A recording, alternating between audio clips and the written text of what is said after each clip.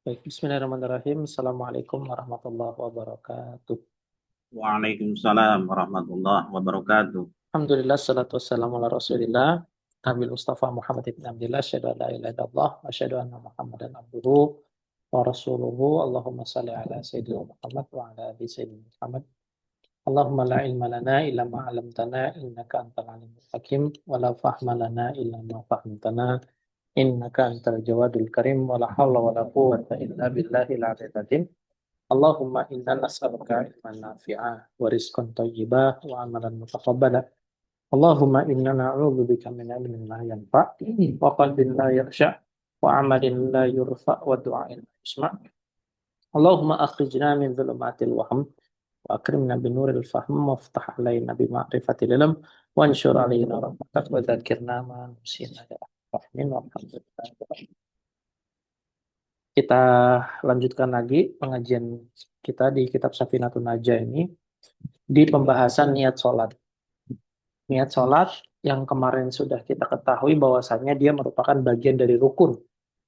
Dan seperti yang sudah disampaikan sebelumnya, bahwasannya bab ini atau pasal ini dan pasal-pasal berikutnya akan menjelaskan mengenai pendetilan dari syarat-syarat rukun yang telah disebutkan sebelumnya. Yang artinya ketika syarat-syarat dalam rukun tersebut nggak terpenuhi, maka berimbas kepada ketiadaan rukun. Ketika tidak ada rukun, maka tidak ada sholat. Jadi, pengetahuan kita tentang syarat dari rukun, syarat agar rukun itu terpenuhi, apa apa gini, kar- karena rukun itu memiliki syarat dan rukun itu menjadi syarat sahnya sholat, maka pengetahuan kita tentang syarat dari rukun tersebut agar terpenuhi menjadi kewajiban yang nggak bisa dilepaskan dari rukun tersebut. Nah, kurang lebih gitu. Jadi syarat sholat adalah kewajiban. Sholat punya rukun, rukun ini punya syarat lagi. Maka syarat dari rukun ini itu mesti kita ketahui. Karena dia punya apa istilahnya itu punya silsilah, punya rentetan yang nggak terpisahkan satu sama lainnya. Sebentar, tadi kelupaan bawa charger.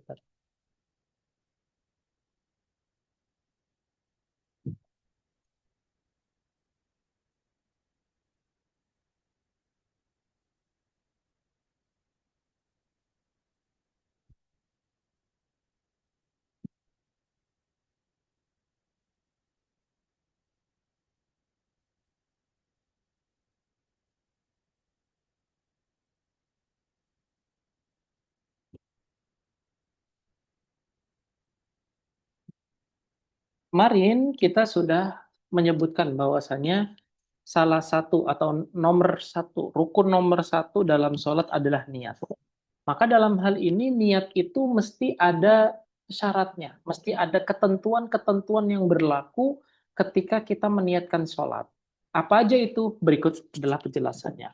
Pertama, an-niyatu salah satu darajatin. Niat tuh ada 3 derajat.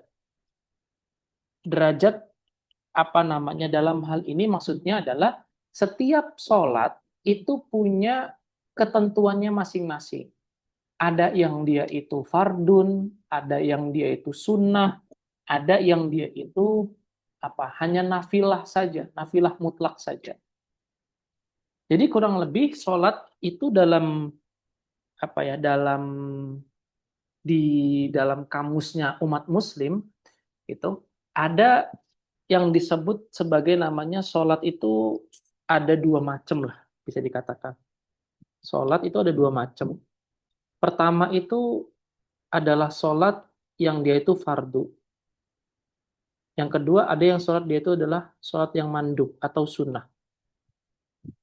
Sholat mandub ini atau sunnah ini nanti ada 2 hal. Ada yang sunnahnya itu karena dia punya sebab kenapa dia harus sholat.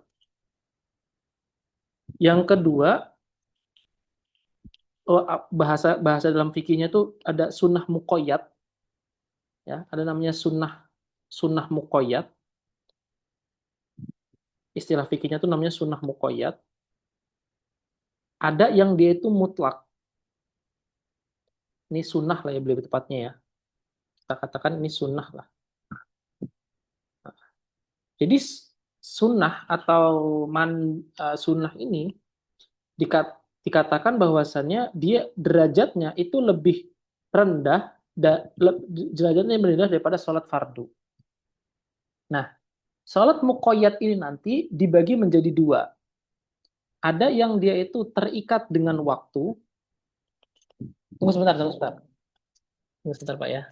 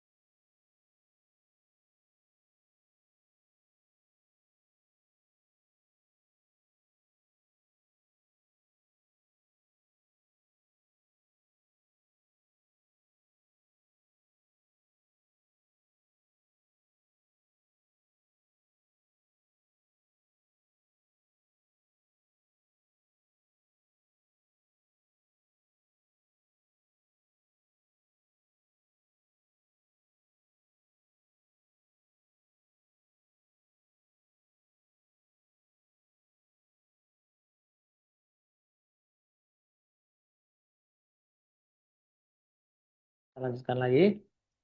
Yang satu, sunnahnya itu muqayyad. Artinya dia terikat dengan waktu. Atau yang kedua, sunnahnya itu muqayyad karena ada sebab. Contoh misalnya, sunnah muqayyad yang terikat dengan waktu. Contohnya sholat duha. Sholat duha boleh nggak dikerjakan di sore hari, Pak Boni? Mungkin belum pernah sih, Tat. Belum pernah, Nggak bisa, Pak. Nggak bisa. nggak Nggak bisa. bisa. Makanya dia itu terikat dengan waktu. Artinya di waktu duha itulah dia boleh dikerjakan. Jadi di luar waktu itu nggak boleh dikerjakan. Itu sholat duha. Ada lagi sholat yang karena sebab misalnya. Sebab itu contohnya sholat gerhana bulan sama gerhana matahari. Boleh nggak sholat gerhana bulan sama gerhana matahari tapi nggak ada gerhananya? Ya, belum Jawabannya nggak pernah boleh. juga, Tat. Nggak boleh Nggak kan? boleh. Artinya nggak ada sholat yang kalau nggak ada sebabnya. Jadi gini, kesimpulannya adalah sholat sunnah itu ada yang karena waktunya, ada yang karena sebabnya. Nah, ini disebut sebagai namanya sholat yang sunnah muqayyadah. Sunnah yang dia itu terikat dengan sebab atau terikat dengan waktu. Sedangkan sunnah mutlak adalah kita sholat, ya udah, sholat sunnah-sunnah gitu ya. Usolli sunnah ini mustaqbilal kiblati lillahi ta'ala. Ya sudah, gitu aja. Kita nggak kita niatnya hanya sholat aja. Makanya itu disebut sebagai namanya sholat mutlak. Artinya kita sholat sunnah 2 rakaat aja. Nah, oke. Nanti kita akan bahas satu persatu. Nah, sholat fardu ini juga, Pak. Ada fardu yang memang dia akan difardukan Allah Subhanahu wa Ta'ala. Memang dia akan difardukan Allah Subhanahu wa Ta'ala. Yang seperti sholat yang 5 waktu. Nah, ada sholat yang sejatinya dia itu mubah, dia itu sunnah. Tapi karena kita nazar untuk melakukannya, jadinya itu sholatnya, sholat menjadi sholat fardu. Semisal ketika ada seorang yang niat dia tuh mau sholat, dia itu bernazar untuk sholat duha. Berarti sholat duhanya itu menjadi kewajiban bagi dia, bukan menjadi kesunahan bagi dia. Kenapa? Karena dia sudah bernazar. Nah itu. Selain sholat nazar, ada juga sholat yang dia itu sholat kodo. Ya, kodoan. Itu sholat fardu juga dia. Sholat-sholat yang sudah pernah ditinggalkan, itu juga pun sholat fardu bagi dia. Sholat-sholat yang dia itu diulang, kita sholat mengulang sholat, itu juga fardu bagi dia. Artinya, sholat fardu itu banyak macamnya. Yang mana ketiga ke macam-macamnya itu masuk dalam kefarduan sholat. Dan dia punya niatnya juga. Dan niatnya juga ada ketentuan tersendiri. Nah, ini sholat secara umum, Pak. Ada lebih lebih detail lagi, ada pendetilan yang lebih panjang lagi daripada ini. Hanya saja kurang lebih ini yang ingin disampaikan oleh musonif kitab. Artinya sholat itu ada sholat fardu, ada sholat sunnah. Sunnah itu ada sunnah yang muqayyad, ada sunnah yang terikat, ada sunnah yang tidak terikat atau bebas. Yang terikat itu namanya muqayyad, yang bebas namanya mutlak. Yang muqayyad ini atau yang terikat ini, ada yang terikat dengan waktu seperti sholat duha, ada yang terikat dengan sebab seperti sholat gerhana bulan sama gerhana matahari. Nah, inilah pembagian sholat. Oke, baik. Nah, masing-masing dari jenis dari sholat-sholat ini punya ketentuan niatnya sendiri-sendiri. Apa itu pertama? Pertama dikatakan ingkana sholatu fardon. Kalau misalkan sholatnya itu sholat fardu, baik fardunya karena nazar, baik fardunya itu karena 5 waktu, atau karena mengkodok sholat, atau karena apapun, maka wajib qasdul fi'li, maka diwajibkan dia untuk memaksudkan tindakannya itu. Artinya kita ada kata-kata usolli. Nah, usolli itu disebut sebagai namanya qasdul fi'li, Pak. Disebut sebagai namanya qasdu al-fi'li. Jadi kata-kata usolli, nah, itu udah termasuk yang disebut sebagai namanya qasdul fi'li. Jadi syarat pertama dari niat sholat fardu adalah kita ada ucapan dalam lisan kita, yang dibantu lisan maksudnya, di dalam hati kita kata-kata usolli. Yang kedua, at-ta'yin. Ada at-ta'yin. At-ta'yin di sini maksudnya apa? Mau sholat fardu, mau apa sholat subuh, sholat zuhur, atau sholat asar. Kenapa kok penting sholat zuhur sama sholat asar? Ya karena gini Pak dan Mbak Widya. Sholat zuhur itu kan ada zuhurnya itu sendiri, ada sholat qobliyah zuhur, ada sholat ba'diyah zuhur, ya kan? Nah, ketiganya ini kan ada di waktu zuhur. Ketika kita tidak meniatkan secara spesifik, gitu ya, kita hanya bilang usolli zuhri saja, tanpa ada kata fardho lillahi ta'ala atau sunnah lillahi ta'ala dan lain sebagainya, maka sholat zuhur kita itu ya nggak sah gitu. Sholat zuhur yang kita maksudkan di awal adalah untuk melaksanakan sholat fardu, nggak sah. Kenapa? Karena niat kita nggak spesifik. Karena di dalam niat ini, sholat fardu itu harus spesifik. Apakah dia sholat zuhur, asar, atau maghrib? Oke. Kalau misalkan dia zuhur, apakah zuhurnya itu zuhur ba'diyah, qobliyah, atau yang dia itu fardoh? Atau yang dia itu wajib? Nah, itu harus ada tiga-tiganya. Kalau misalkan nggak ada ketiga-tiganya, maka nggak sah dikatakan niat kita melaksanakan sholat di waktu tersebut. Jadi, kalau niat sholat zuhur, usolli fardhu zuhri. Oke? Atau usolli sholata zuhri fardhu lillahi ta'ala. Usolli sholata az-zuhri fardhon lillahi ta'ala. Nah, itu harus ada tuh kata-kata fardhon. Lalu nanti kalau misalkan niat sunnah gimana? Nanti kita akan lihat gimana kalau niatnya sholat sunnah. Yang pasti dia tuh harus ada kata-kata usolli satu. Yang kedua dia tuh harus ada kata zuhur, asar, maghrib atau yang lain sebagainya yang menjadi kefarduan atau yang sholat yang dia bagi dia itu adalah sholat yang menjadi fardu. Yang ketiga harus ada kata-kata fardunya. Karena kalau nggak ada fardunya, sholat kita nanti dianggap tidak sah karena niat kita nggak spesifik untuk mengerjakan sholat tersebut. Jadi harus ada tiga. Harus ada kata sholatnya, harus ada kata usolinya, yang kedua harus ada waktunya, zuhur, asar, maghrib kah, yang keempat, yang ketiga harus ada kata-kata fardhu lillahi ta'ala atau fardhon lillahi ta'ala. Nah, ini adalah tiga hal yang mesti ada dalam sholat fardu. Dan di setiap sholat fardu kita harus ada tiga hal ini. Oke, sampai sejauh ini ada pertanyaan? Solo lanjut, Tat. Oke, lanjut. Yang kedua, misalnya wa ingkana nafilatan muakkotatan. Nah, yang tadi nih, yang tadi saya bilang, dia itu nafilah muqayyadah. Muqayyadnya dengan apa? Dengan waktu misalnya. Nah, misalnya muakkotatan, misalnya dengan waktu. Maka apa? Au dzata sabibin, atau sholatnya itu karena ada sebab. Sholat sunahnya karena ada sebab. Maka dia hanya diwajibkan 2 dari 3. Wajib qasdul fi'li wa ta'yin. Artinya ketika kita niat sholat sunnah, kita hanya bilang usolli sunnata zuhri qabliyata lillahi ta'ala. Atau usolli sunnata idil fitri. Atau usolli sunnata tarawihi. Atau usolli sunnatal witri. Atau usolli sunnata tahajudi lillahi ta'ala. Cukup 2 hal aja. Nggak perlu ada kata. Nggak perlu ada kata sunnatan lillahi ta'ala, nggak perlu, tapi cukup usolli sunnata zuhri, usolli sunnata usolli sunnata duha, usolli sunnata li'idil fitri, usolli sunnata tahajudi lillahi ta'ala. Nah itu sudah cukup. Artinya hanya 2 aja sudah mencukupkan niat kita tuh sah. Nah, sedangkan kalau sholat yang mutlak gitu ya, mutlak gitu aja, ya udah kita bilang usolli lillahi ta'ala, gitu aja. Usolli lillahi ta'ala, Allahu Akbar.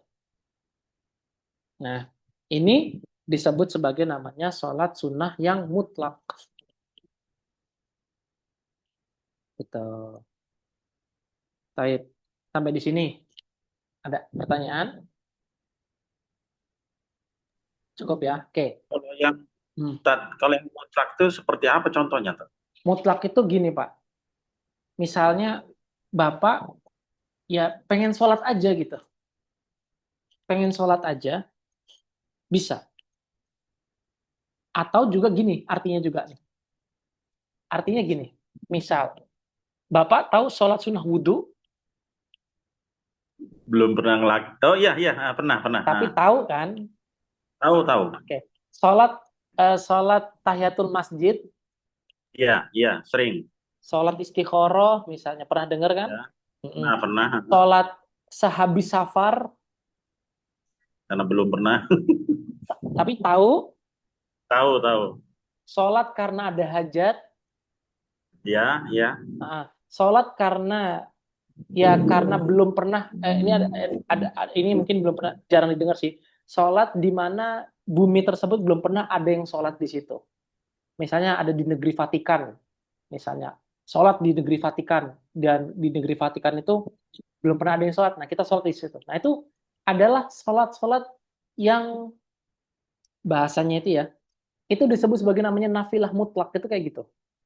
Artinya sholat kita kalau misalkan kita niat apa namanya, misalkan ketika kita habis wudhu, lalu kita niat sholat sunnah mutlak habis wudhu juga, kita menggabungkan antara sholat sunnah wudhu sama sholat nafilah mutlak, itu kita dapat 2 pahala. 2 pahala karena kita meniatkan 2 hal. Dan boleh nggak Ustadz kita gabung 10 niat dalam satu sholat? Boleh. Pada kapan misalnya? Itu terjadi di waktu misalnya, itu terjadi di waktu duha misalnya, dan di saat itu juga kita habis wudhu, di saat yang sama kita juga sholat istikharah, atau kita juga di saat itu juga kita habis sedang berpergian, kita meniatkan kelima-limanya, lima-lima sholat tersebut dalam satu sholat, lima niat sholat itu sah sholat kita. Dan kita mendapatkan 5 pahala sekaligus atas niat kita yang tadi disebutkan. Contoh misalnya gini, sambil wudhu, kebetulan di waktu duha, gitu ya, kebetulan di waktu duha. Nah, saya niat sholatnya hanya niat sholat ya, usolli sunnatan lillahi ta'ala, Allahu Akbar misalnya. Saya hanya dapat satu sholat saja, atas satu niat. Tapi ketika saya niat sholat, Allahu Akbar, di dalam hati saya niat juga sholat istikharah, saya niat juga sholat tahiyatul masjid karena saya masuk masjid, saya niat juga sholat sunnah wudhu karena saya sehabis wudhu, saya juga niat sholat karena saya habis berpergian, saya niat juga sholat karena ada hajat saya. Niat kelima niat tersebut digabungkan dalam satu sholat, itu sah sholat kita, dan kita mendapatkan 5 pahala atas 5 niat yang kita sebutkan tadi. Itu kurang lebih gambaran nafilah mutlak itu kayak gitu. Paham sampai sini, Pak? Iya, sholat ya. Artinya memang tidak perlu disebutkan di waktu lafaz itu ya, hanya niat di hati ya. Iya, gitu. Ya, Dan siap. nafilah mutlak itu kalau kan ada orang sunah wudhu, kan orang itu Ya, kadang kan gini, kadang tidak bisa membedakan antara nafilah mutlak sama sunah wudhu. Padahal gini, padahal sholat sehabis wudhu itu ya sunnah, apa itulah yang disebut sebagai namanya sholat sunnah wudhu gitu loh. ya, siap. Nah, Dan sholat sunnah ketika masuk masjid, yaitu sholat tahiyatul masjid itu ya sholat sunnah Pak. mutlak itu disebut sebagai namanya sholat sunnah tahiyatul masjid. Ya. Nah, itulah apa yang disebut sebagai namanya sholat nafilah mutlak itu kayak gitu kurang lebih. Oke. Oke. Kalau dari Mbak Widya sendiri ada diskusi? Cukup? Cukup Ustaz. Oke, lanjut ya. Yang ke berikutnya. Misalnya lagi, apa yang dimaksud dengan qasdul fi'li? Contohnya al-fi'lu usolli. Ta'yin yang tadi kata-kata itu katanya zuhron wa asron. Wa fardiyah contohnya adalah fardon. Nah, ini yang tadi sudah kita sebutkan. Artinya ketiga hal ini mesti ada dalam ucapan kita. Usolli sholata zuhri fardon lillahi ta'ala, sah sholat kita.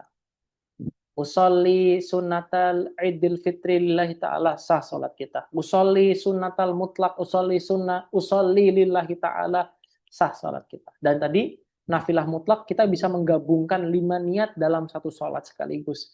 Niat sholat tahiyatul masjid, niat sholat al-wudu, niat istikharah, niat misalnya kita ada hajat, kita gabungkan kelima sholat tersebut dalam satu sholat, itu boleh. Nggak perlu kita satu niat, satu sholat itu nggak perlu. Cukup mengerjakan 5 niat dalam satu sholat. Nah, ini salah satu keistimewaan dari umatnya Nabi Muhammad SAW. Artinya dengan amal yang sedikit kita dapat pahala yang besar. Kan? Dan masih banyak lagi kan, misalnya ketika puasa Arafah diampuni setahun yang lalu dan setahun yang akan datang. Itu kan memang keistimewaan dari umatnya Nabi Muhammad SAW. Oke, yuk yang berikutnya. Ini adalah pasal tentang takbiratul ihram. Ada syarat-syarat yang harus dipenuhi. Syaratnya ada berapa Ustaz? Ada 16. Bayangin, kata-kata Allahu Akbar dalam sholat itu ada 16 syarat. Dan bahkan dikatakan di kitab yang lain ada 20 syarat. Hanya untuk mengucap Allahu Akbar secara tepat ada 20 syarat. Apa aja itu Ustaz? Yuk, kita perhatikan. Syurutu takbiratul ihrami sittata asyara. Ada 16 syarat takbiratul ihram kita itu sah. Pertama, antaqa'a halatal qiyami fil fardi. Artinya, orang tersebut dalam keadaan berdiri ketika takbir. Jadi Allahu Akbar. untuk yang sholat fardu. Kalau sholat sunnah boleh dalam keadaan duduk. Nah, tapi kalau udah sholat fardu, mesti berdiri dia. Berarti harus dalam keadaan berdiri. Yang kedua, wa antakuna bil arabiyah. Takbirnya itu mesti dengan bahasa Arab. Ustadz, boleh nggak dengan bahasa Indonesia? Boleh ketika dia tidak mampu mengucapkan bahasa Arabnya. Jadi harus pakai bahasa Arab atau pakai terjemah bahasa Arab.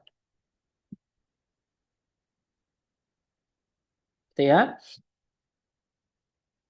Terus yang ketiga, wa antakuna bilafdzil jalalah. Dia itu harus menggunakan lafdzul jalalah yang tadi sudah disebutkan. Allahu Akbar. Nggak boleh kita bilangin Ar-Rahman Akbar, Ar-Rahim Akbar. Kita ganti lafaz Allah dengan lafaz Rahman, lafaz Rahim, lafaz Somad, lafaz Ghafur. Nggak boleh. Harus menggunakan Allah. Yang kedua, harus menggunakan apa? Akbar. Nggak boleh menggunakan kata yang lain. Harus Allahu Akbar. Harus itu. Yang kedua, atau yang berapa nih? 1, 2, 3, 4. Yang kelima, harus tertib. Artinya Allah terlebih dahulu, baru kata Akbar. Nggak boleh kebalik. Nggak boleh Akbar Allah. Nggak boleh. Jadi ada 16 syarat. Ini 5 syaratnya sudah kita penuhi. Terus yang kedua, nggak boleh apa? Wa alla yamudda hamzatal. Jadi nggak boleh Allahu Akbar. Nggak boleh kayak gitu. Nggak boleh Allahu Akbar. Salah. Kenapa? Karena nanti kalau misalkan kita panjangkan dia Allahu Akbar, nanti maknanya menjadi salah. Kenapa? Karena seolah-olah kita, kalau Allahu Akbar kan Allah Maha Besar. Tapi ketika kita panjangkan Allahu Akbar, kayak seolah kita tanya, apakah Allah Maha Besar? Nah, kan beda tuh. Yang satu adalah sebuah pernyataan. Yang satu lagi ketika kita panjangkan hamzahnya, Allahu Akbar, itu adalah sebuah pertanyaan. Maka nggak boleh dipanjangkan hamzah pada lafaz Allahnya itu. Terus yang kedua, wa adamu maddil ba. Jadi nggak boleh Allahu Akbar. Nggak boleh itu. Nggak boleh Allahu Akbar. Nggak boleh.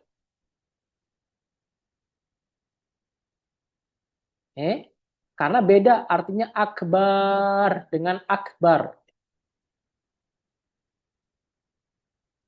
Beda sangat beda antara akbar dengan akbar.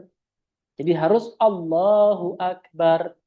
Nah, terus yang kedua, terus yang ke 1, 2, 3, 4, 5, 6, 7, 8, 9, 10. Yang ke 10, nggak boleh ditasydidkan mbaknya.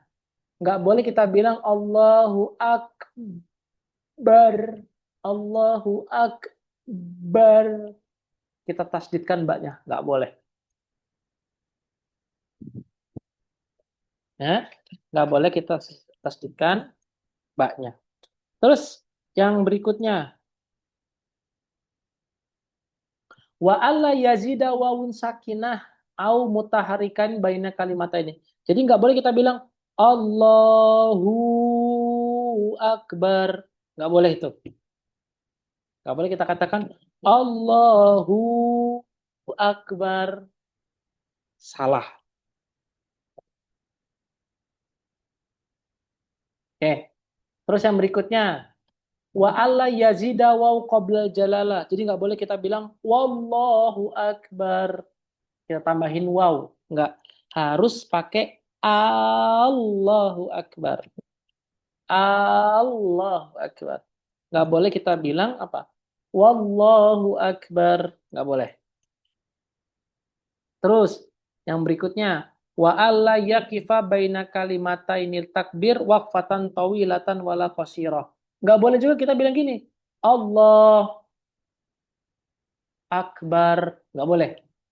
Nggak boleh juga kita sengaja untuk memutus antara kalimat Allah sama kalimat Akbar walaupun pemutusannya sedikit. Misalnya kita bilang gini, Allah Akbar. Nah, itu nggak boleh juga. Dia harus bersambung. Allahu Akbar. Nah, itu ya. Terus yang berikutnya, wa an yusmi'a nafsahu jami'a hurufiha. Artinya, kita harus mendengar tuh lafaz Allahu Akbar di telinga kita dari yang kita ucapkan. Ustadz, misalnya rumah saya di rumah saya di pinggir jalan, kadang bising suara motor. Nah, ini kita anggapnya gini. Coba kapan hari nanti dites bacaan Allahu Akbar kita dalam keadaan nggak ada kendaraan. Apakah Allahu Akbar kita itu terdengar oleh telinga kita atau tidak? Kalau misalkan tidak terdengar oleh telinga kita, maka sholat kita kemungkinan nggak sah sebelum-sebelumnya. Karena syarat dari takbir adalah takbirnya itu harus terdengar oleh telinga kita. Meskipun kecil, meskipun orang itu nggak mendengar, orang sebelah kita, orang tetangga kita nggak mendengar kita, atau orang sebelah kita yang sholat bareng kita itu nggak mendengar kita, tapi yang pasti telinga kita harus dengar. Kan seenggaknya gitu aja. Kayak kita itu bergumam. Bergumam tapi ada suaranya. Allah. Nah, kurang lebih gitu. Harus dengar. Terus kalau misalkan kita udah kayak gitu tuh misalnya, kita tahu bahwasanya kita Allah Akbar kayak cuman Allah. Tapi tiba-tiba ada suara motor lewat kayak di dekat rumah saya. Motornya kencang-kencang semua. Ya sudah, tetap sah. Kenapa? Karena kalau misalkan nggak ada dalam keadaan nggak ada motor, suara saya ini tetap terdengar. Nanti tetap sah. Itu ya. Terus yang ke-13 itu harus masuk waktu sholat. Karena kita takbir kalau nggak masuk waktu sholat, maka nggak sah sholatnya. Atau takbir kita. Yang ke-14 harus apa? Harus menghadap kiblat. Karena takbir kalau nggak menghadap kiblat, maka nggak sah takbirnya. Tuh. Terus yang ke-15, ngapa dia? Harus semua kalimatnya itu lengkap. Nggak boleh ada yang kurang. Satu pun huruf, nggak boleh ada yang kurang. Nah, nggak boleh ada yang kurang. Misalnya begini, boleh nggak ketika kita bilang Allahu Akbar, Allahu Akbar. Bagi orang yang bodoh, ya, bagi orang yang bodoh, misalkan kita bilang ada yang Allahu Akbar, Allahu Akbar. Kalau dia jahil, artinya dia bodoh, nggak belajar gitu ya, dan dia nggak tahu sebelumnya apakah itu benar atau tidak, pasti dia hanya bilang Allahu Akbar. Ini tetap sah. Tapi kalau bagi kita yang pinter, yang belajar, maka eh, takbir kita itu nggak sah. Tetap harus Allahu Akbar. Nah, ro-nya juga, ro itu kan kalau dalam ilmu tajwid punya sifat takrir ya. Takrir itu artinya berulang. Nah, nggak boleh kita bilang Allahu Akbar. Jadi Allahu Akbar. Meskipun ada r-nya itu cuma sedikit aja. Dan itu merupakan sifat dari ro, takrir. Artinya berulang, bergetar. Jadi Allahu Akbar. Tapi kalau Allahu Akbar, nah itu salah. Yang terakhir adalah nggak boleh mendahului takbirnya imam, nggak boleh juga membersamai takbirnya imam. Harus imam selesai ngucapin huruf ro dalam kata akbar, baru kita mengucapkan Allahu Akbar. Karena kalau misalkan imam baru Allah, kita udah Allah juga, itu nggak sah takbir kita. Atau imam baru ngucap huruf ba, tapi kita udah bilang Allah, maka nggak sah juga. Harus benar-benar sampai selesai itu imam selesai sampai roknya itu udah selesai diucapkan, kita baru sah takbir kita ucapkan Allahu Akbar. Nah, ini merupakan 16 syarat dari takbiratul ihram. Sampai ini ada yang nggak dipahami?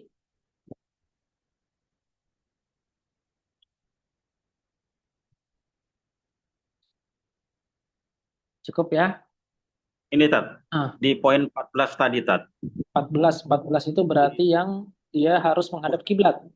Iya, itu kan pernah terjadi di tahun berapa itu saya kurang kurang ingat juga kan pernah berubah arah kiblat masjid. Ada bergeser kalau nggak salah dulu. Bahkan ada masjid yang eh, sajadahnya itu dibuat agak apa ya Miring. nyerong. Hmm. Iya. Jadi di masjid ini pun seperti itu. Ada yang sholatnya memang menghadapnya lurus ke kiblat, ada yang serong sedikit Tat. Jadi ada sedikit yang bahunya itu miring gitu Tat. Itu gimana Tat?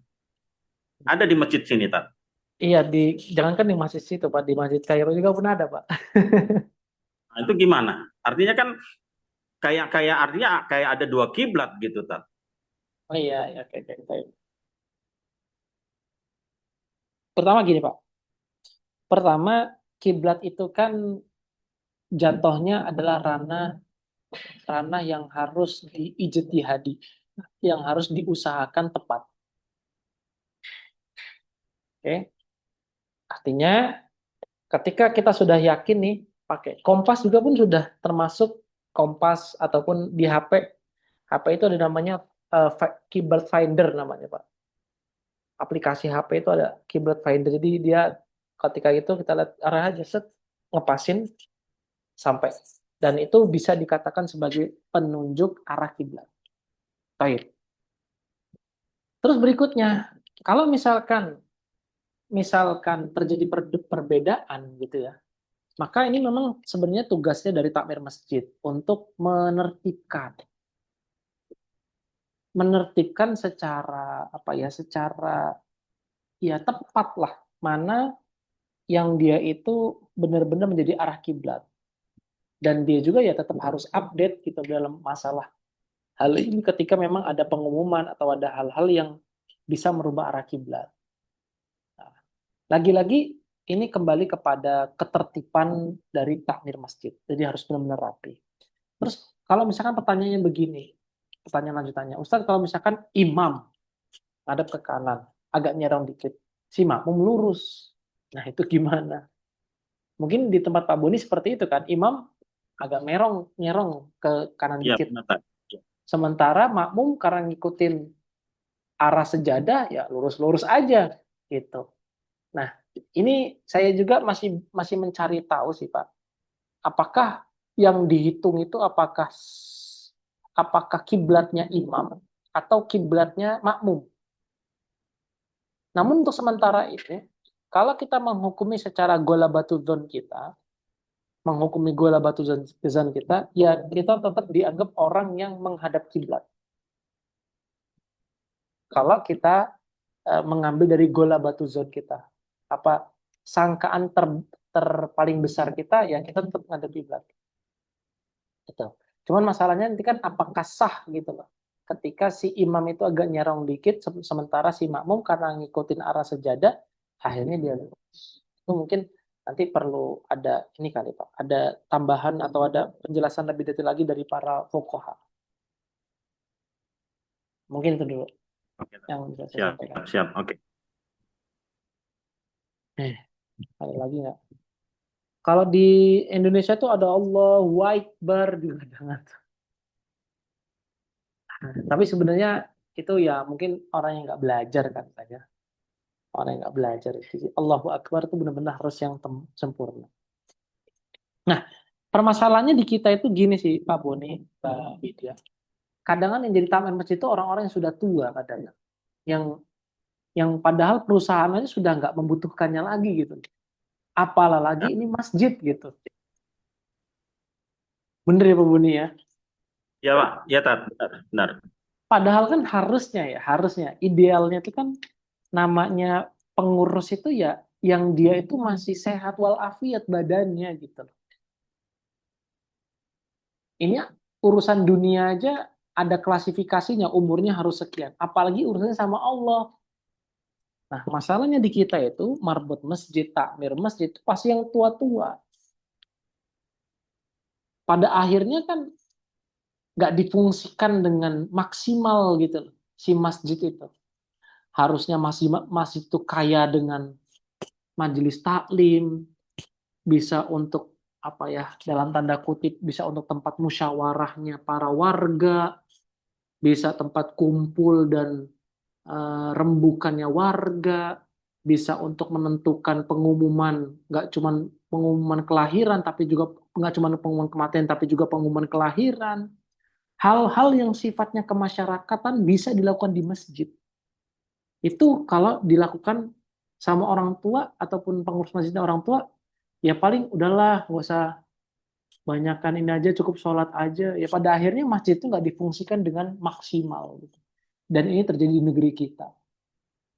Pada akhirnya ya pengurus masjid ya orang-orang tua, dan masjid nggak difungsikan dengan maksimal.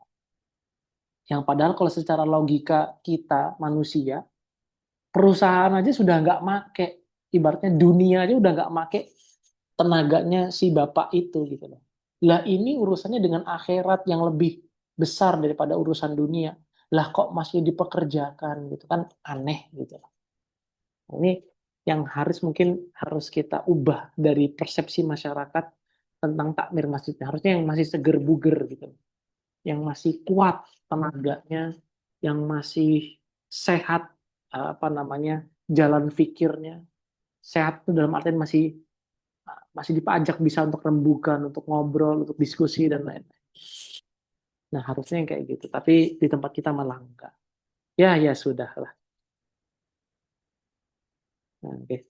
Tafadol, kalau ada lagi dari Pak Boni sebelum kita lanjutin ke syarat-syarat Al-Fatihah. Lanjut ya. Oke, lanjut ya. Yang kedua. Yang berikutnya adalah syarat-syarat Al-Fatihah. Syarat Al-Fatihah di sini ada 10. Ada 10. Tapi di kitab yang lain ada 12 bilang. Apa aja pertama? Syurutul Fatihah asyaratun. Syarat-syarat Al-Fatihah ada 10. Pertama harus tertib. Artinya harus berurutan. Nggak boleh kita katakan Ar-Rahmanir-Rahim. Bismillahirrahmanirrahim. Nggak boleh. Nah, yang kedua, kalau misalkan kita ngantuk misalnya, kita bilang Ar-Rahmanir-Rahim, Bismillahirrahmanirrahim. Maka kita langsung putus itu. Kita putus dulu, baru kita mulai Bismillahirrahmanirrahim.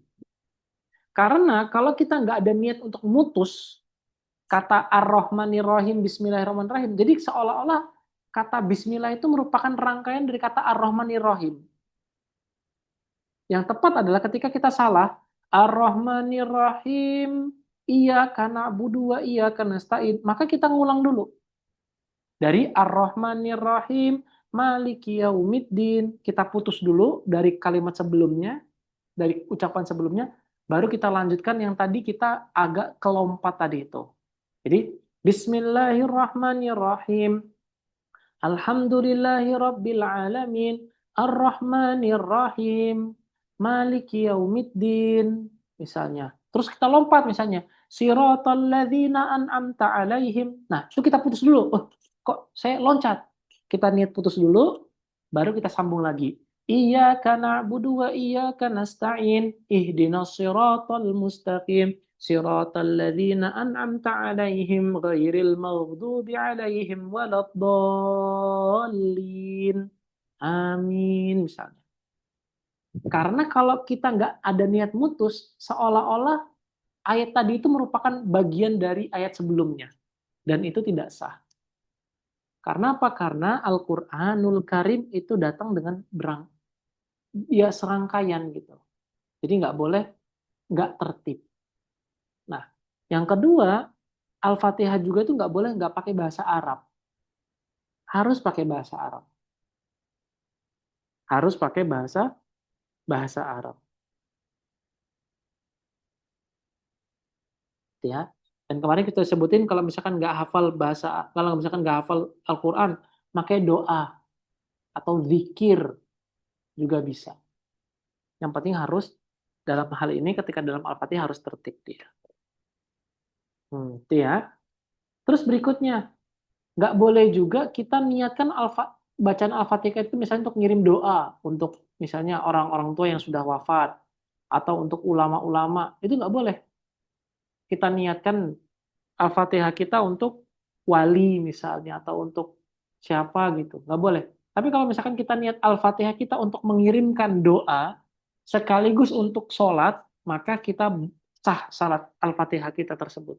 Tapi kalau hanya satu saja, yaitu untuk mengirimkan Fatihah kepada orang lain, pahala Al-Fatihah kepada orang lain, maka itu nggak sah. Dan kita harus mengulang lagi Al-Fatihah kita. Oke ya. Oke, berikutnya yang kedua, al-mualat. Mualat artinya itu harus berurutan. Bukan harus berurutan. Harus nggak ada jeda. Jedanya nggak boleh lama. Nggak boleh kita bilang Bismillahirrahmanirrahim. Diem dulu. Ar-Rahmanirrahim. Diem dulu. Nggak, harus berurutan. Bismillahirrahmanirrahim. Harus nggak ada jeda yang lama. Bismillahirrahmanirrahim. Alhamdulillahi Rabbil Alamin. Ar-Rahmanirrahim. Maliki Yaumiddin. Ila akhir surah. Terus misalnya, Ustadz, kalau misalkan saya lagi ini Ustadz. Misalnya saya lagi baca Fatihah Ustadz. Tiba-tiba imam ngajak sujud Ustadz. Karena beliau baca Quran surat Al-Alaq misalnya. Wasjud waqtarib. Terus kita berdiri lagi. Apakah kita mengulang Al-Fatihah kita atau tidak Ustadz? Jawabannya, kita tidak perlu mengulang Al-Fatihah kita. Satu. Yang kedua, misalnya kita bersin batuk, pun juga kita tidak perlu mengulang Al-Fatihah kita juga.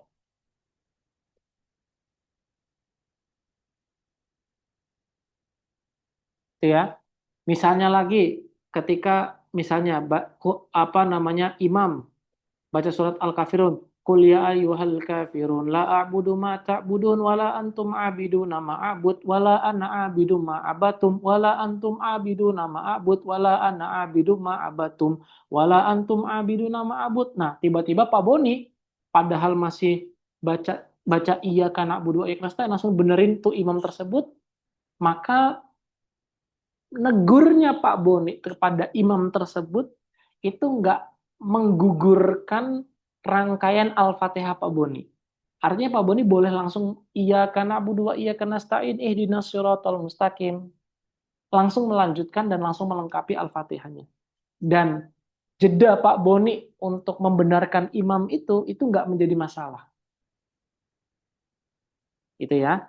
Yang artinya itu masih dalam satu rangkaian meskipun ada hal-hal yang tadi mendistraksi kita. Ada hal-hal yang bikin kita tuh kayak mengharuskan kita juga untuk melakukan hal yang sama. Seperti sujud tilawah misalnya, tadi misalnya bersin dia, atau batuk, atau tadi imam bacanya salah-salah, atau yang lain sebagainya. Itu Al-Fatihah kita nggak perlu diulang sampai dari awal, cukup dari ayat yang kita berhenti di situ untuk sebab yang tadi sudah disebutkan. Nanti ya. Sampai di sini nomor 2 sini. Ada diskusi lagi nggak kira-kira? Atau pernah nemuin kasus baca Al-Fatihahnya keganggu dengan yang lainnya? Silakan.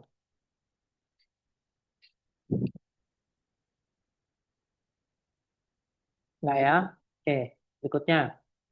Mura'atu hurufiha. Yang kedua adalah harus benar Al-Fatihahnya. Makhorijul hurufnya harus tepat. Nggak boleh makhorijul hurufnya nggak tepat. Maka di sini pentingnya kita untuk belajar Al-Fatihah. Atau pentingnya kita untuk belajar tajwid. Harus. Kenapa? Karena itu bagian dari kesempurnaan sholat kita. Karena kalau kita nggak belajar tajwid, ya siapa yang menjamin Al-Fatihah kita itu semuanya benar dan tepat? Dan siapa yang menjamin apakah Al-Fatihah kita itu atau sholat kita itu tepat? Nah, maka belajar Al-Fatihah benar-benar harus dalam keadaan yang tepat. Nggak boleh dalam keadaan yang yang keliru. Terus yang keempat, mura'atus tasdidadiha, harus benar-benar melihat tasdidnya. Ketika ada kata-kata ihdinas siratal mustaqim, itu kan di situ kan ada tasdid. Maka harus diperhatikan tasdidnya. Ihdinas siratal mustaqim. Maka kalau ada yang perhatikan misalnya ihdinas siratal mustaqim, maka itu salah.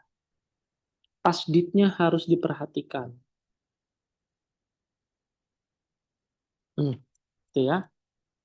Terus misalnya yang kedua berikutnya lagi, wa alla yaskuta sakatan tawilatan wala qasiratin yaksidu biha alqatul qiraah. Jadi nggak boleh tuh nanti baca Al-Fatihah Bismillahirrahmanirrahim berhenti lama. Ar-Rahmanirrahim berhenti lama. Nah, itu nggak boleh.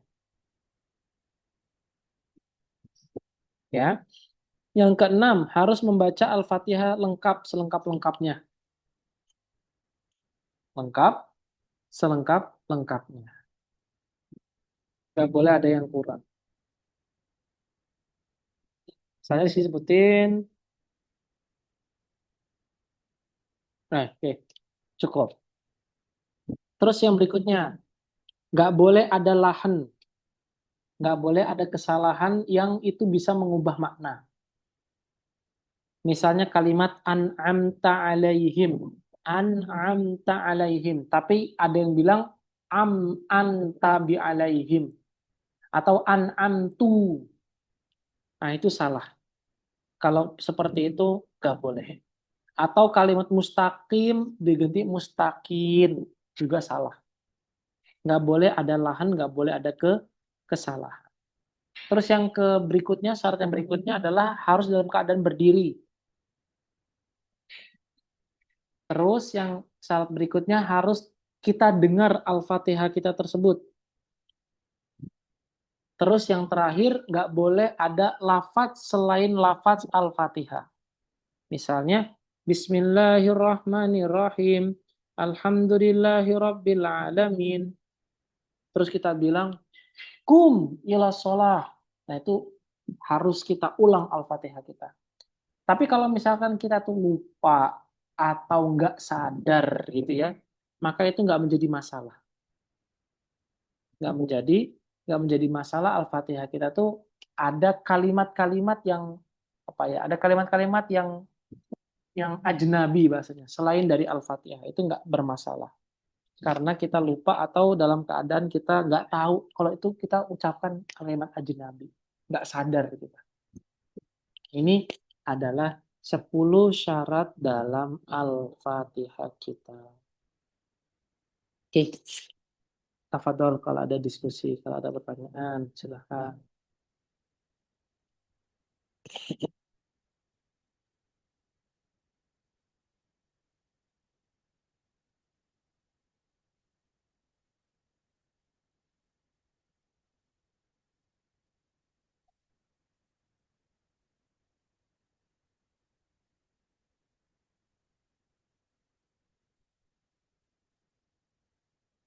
Cukup?